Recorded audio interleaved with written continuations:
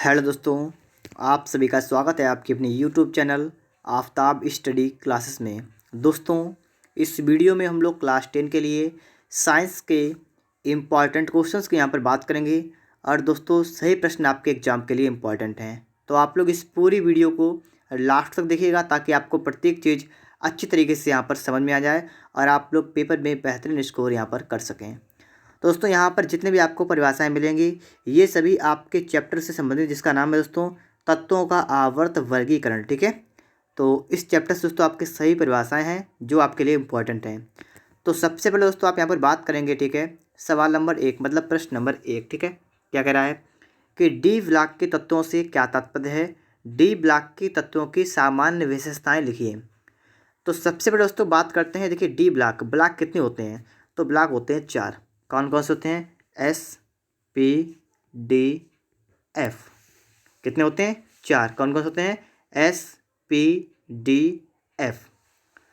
फिर दोस्तों यहाँ पर देखिए, आप लोग इसके लिए परिभाषा देखिए, आप लोग क्या लिखा हुआ है कि वे तत्व जिनके अंतिम इलेक्ट्रॉन n-1 डी उपकोष में प्रवेश करते हैं डी ब्लॉक के तत्व लिखा हुआ है या संक्रमण तत्व कहलाते हैं।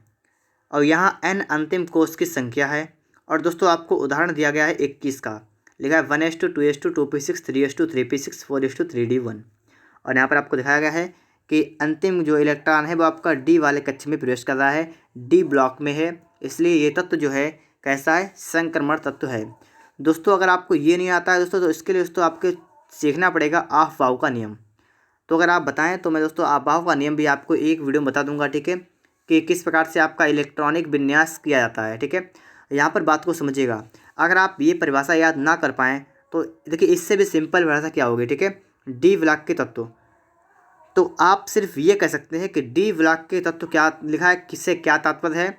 तो यहाँ पर देखो क्या कहेंगे आप लोग कि वे तत्व जिनका अंतिम इलेक्ट्रॉन डी वे कक्ष में होता है या डी ब्लॉक में होता है उन्हें डी ब्लॉक के तत्व कहते हैं या उन्हें संक्रमण तत्व कहते हैं।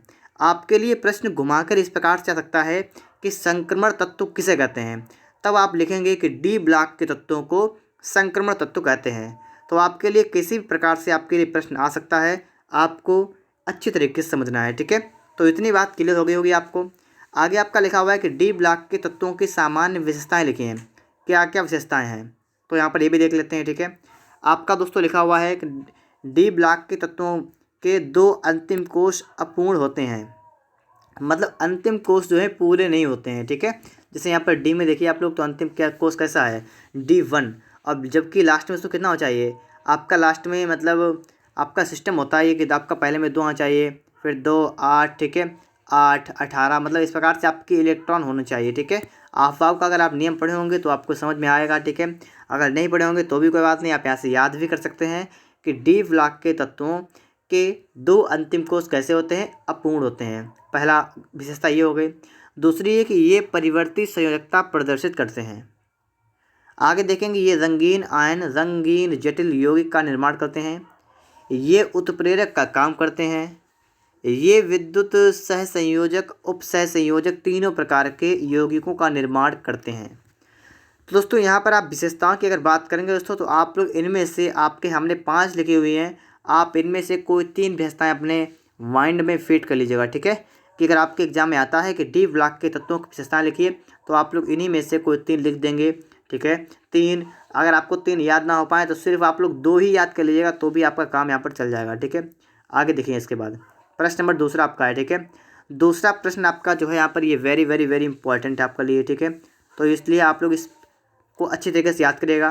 क्या कह रहा है कि आवर्त सारणी में आधुनिक आवर्त नियम क्या है? ठीक है, बहुत बार आया हुआ है और इस बार भी आपके आने के चांस इसके बन रहे हैं। ठीक है, तो आप यहाँ पर देखिएगा इसको। ठीक है, लिखा हुआ तत्वों के भौतिक व रासायनिक गुण उनके परमाणु क्रमांकों के आवर्ती फलन होते हैं।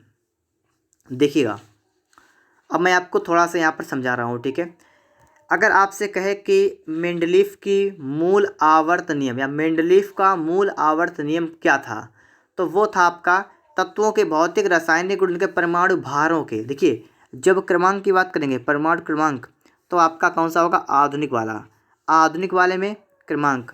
और अगर आपसे कहे कि आवर्त नियम या मूल आवर्त नियम क्या था, तो पुराने वाला आपका जो होगा उसमें होगा आपका परमाणु भार। सिर्फ इतना सा डिफरेंस आपका है।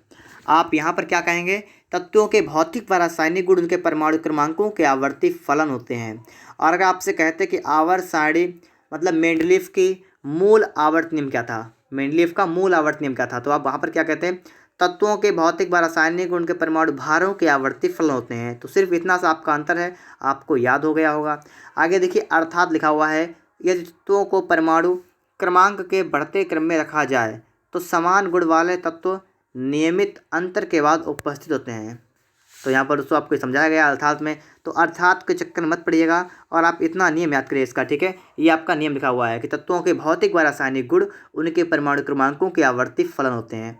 तो दोस्तों आपने इसको भी याद कर लिया होगा। अगर आप चाहें तो अपनी कॉपी पर भी इन प्रश्नों को नोट करते जाइएगा, इनके आंसर्स को भी अपने आप लिखिएगा आप लोग, ताकि आपको पता चल सके कि आपकी तैयारी भी कैसी चल रही है, ठीक है। आगे देखिए, नंबर 3 में आपका लिखा हुआ है कि प्रारूपिक या निरूपक तत्व पर टिप्पणी लिखिए। प्रारूपिक या निरूपक तत्व पर टिप्पणी लिखिए। अब इसमें आप क्या लिखेंगे कि प्रारूपी तत्व या निरूपक तत्व कौन से होते हैं। तो यहाँ कह रहा है तृतीय आवर्त के तत्व NaCl तक के तत्व जो हैं प्रारूपी तत्व कहलाते हैं। मतलब sodium, magnesium, aluminium, silicon, phosphorus, sulphur, chlorine, ये आपके यहाँ से मतलब 11 परमाणु क्रमांक 11 से लेकर और कितने तक 17 तक के ये सभी तत्व क्या कहलाते हैं, ये सभी तत्व प्रारूपी तत्व कहलाते हैं। फिर से देखिएगा, तीसरे आवर्त में है और कहाँ से लेकर सोडियम से लेकर क्लोरीन तक के सभी तत्व क्या कहलाते हैं, प्रारूपी तत्व कहलाते हैं। आगे देखें, इसके बाद लिखा क्योंकि ये तत्व अपने अपने समूह के तत्वों के गुणों से प्रतिनिधित्व करते हैं। आगे देख लीजिएगा, ठीक है। इसके बाद प्रारूपिक तत्व की विशेषताएं क्या क्या हैं। ये तत्व वर्ग की संयोजकता प्रदर्शित करते हैं। ये तत्व अपने समूह के तत्वों के रासायनिक गुणों को प्रदर्शित करते हैं। तो इसके दो इसके गुण हैं, विशेषताएं हैं, वो भी आपको यहाँ पर याद भी हो गई होंगी, ठीक है। आगे बढ़े, इसके बाद आगे देखिए, प्रश्न नंबर दोस्तों आपके लिए आ चुका है अगला, ठीक है। कह रहा है कि मेंडलीफ के आवर्त नियम, दोस्तों जिसके बारे में मैंने भी बात की थी, या तो मूल आवर्त नियम लिखा हो या खाली आवर्त नियम, तो आपका पुराना वाला है, क्या है, ठीक है, समझाइए। लिखा है मेंडलीफ आवर्त सारणी की 4 विशेषताएं लिखिए, उपयोगिताएं लिखिए, भूगोल लिखिए, कुछ भी आ जाए आपको वही लिखना है। लिखा है मेंडलीफ की आवर्त सारणी से लाभ पर संक्षिप्त मतलब लाभ क्या क्या है। लाभ का मतलब वही आपका उपयोगिता वगैरह, ठीक है। तो समझिए, ये भी प्रश्न आपका कई बार आया है। तो मेंडलीफ का आधुनिक आवर्त नियम और मूल आवर्त नियम दोनों आपको पता होने चाहिए। देखिए, आधुनिक वाला था आपका कि तत्वों के भौतिक व रासायनिक गुण परमाणु क्रमांकों के आवर्ती फलन होते हैं, और ये आवर्त नियम है, इसमें आधुनिक नहीं लगा है, तो यहाँ पर क्या होगा, परमाणु भारों के, सिर्फ इतना सा डिफरेंस है, ठीक है। आगे देखिए, उपयोगिता, लाभ, विशेषताएं, गुण, सब कुछ आपका यहीं पर लिखा हुआ है। क्या लिखा हुआ है, नंबर 1, आवर्त सारणी द्वारा तत्वों एवं यौगिकों के गुणों का अध्ययन अत्यंत सरल हो गया। मतलब क्या इन्होंने किया है, आवर्त सारणी में क्या किया गया कि समान गुण वाले तत्वों को एक ही आवर्त में रख दिया गया, जिससे कि हमें सरलता मिल सके, हम एक ही बार में सभी के गुणों को याद कर सकें, इसलिए। आगे लिखा है कि आवर्त सारणी में तत्वों के स्थान और उनके गुणों के आधार पर तत्वों के संदेहपूर्ण परमाणु भारों में सुधार किया गया। मतलब परमाणु भार पहले तो बिल्कुल भिन्न भिन्न थे, तो उनमें थोड़ा बहुत सुधार करके उन्हें सही किया गया। और तीसरा आपका है कि आवर्त सारणी में रिक्त स्थान होने के कारण नए तत्वों हाइड्रोजन और यूरेनियम के बीच में सहायता मिली। मतलब कि आवर्त सारणी में रिक्त स्थान जहाँ जहाँ पर थे होने के कारण नए तत्वों, लिखा है हाइड्रोजन और यूरेनियम के बीच में सहायता मिली, और आगे है नए तत्वों की खोज में सहायता मिली। तो इस प्रकार से आपके यहाँ पर 4 उपयोगिताएं लिखी हुई हैं, ठीक है। आपको चारों याद कर लेनी है, अच्छी तरीके से याद करेगा, आपको सभी याद भी हो जाएंगी। थोड़ा सा आपको टाइम लगेगा, आप लोग यहाँ पर याद भी करिएगा, अपनी कॉपी पर भी इसको नोट करिएगा, ताकि आपको कोई समस्या ना हो, ठीक है, और आप सभी चीज़ों को आसानी से सॉल्व कर सकें। दोस्तों मैं आपके लिए साइंस के लिए इसी प्रकार से आपके लिए वीडियो लाता रहूँगा, ठीक है, और लाता भी हूँ। जो भी आपके इंपॉर्टेंट क्वेश्चन दोस्तों हैं, मैं उनकी बहुत सारी वीडियो बना भी चुका हूँ और लगातार बना भी रहा हूँ। तो आप लगातार अगर सभी वीडियो को देख रहे हैं दोस्तों, तो आप लोग साइंस में बहुत ही अच्छा स्कोर करेंगे। आगे दोस्तों यहाँ पर आप देखेंगे प्रश्न नंबर आपके लिए आ चुका है 5 नंबर, कह रहा है कि मेंडलीफ के आवर्त नियम क्या है। बिल्कुल वही प्रश्न जो आपका अभी रिपीट हुआ है, ठीक है, वही आ गया, और फिर से आपका लिखा हुआ 13, 17, 19, 20 देखिएगा। तो आवर्त नियम तो वही आपका रहेगा कि तत्वों के भौतिक रासायनिक गुण के परमाणु भारों के आवर्ती फलन होते हैं। कब, जब आपका आवर्त नियम या मूल आवर्त नियम। आपसे कहें आधुनिक आवर्त नियम, तो आपका क्या होगा, परमाणु क्रमांक हो जाएगा, ठीक है, इतना सा अंतर होगा आपका। देखिए क्या लिखा है, नंबर 1, हाइड्रोजन की स्थिति अनिश्चित है। हाइड्रोजन की स्थिति कैसी अनिश्चित है, ये इसमें दोष हैं, ठीक है, इसके दोष क्या क्या हैं। तो हाइड्रोजन, क्योंकि हाइड्रोजन प्रथम वर्ग के तत्वों के गुणों में समानता रखता है और उसी प्रकार से सातवें वर्ग के तत्वों से गुणों में समानता रखता है, इसलिए इसे प्रथम और सातवें दोनों वर्गों में रखा गया है।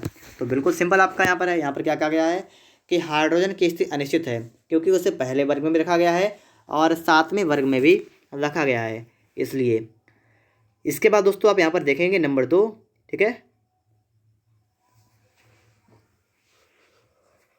देखिए दोस्तों नंबर 2 आपका यहाँ पर आ चुका है। कह रहा है कि असमान गुण वाले तत्व एक ही वर्ग में रखे गए हैं।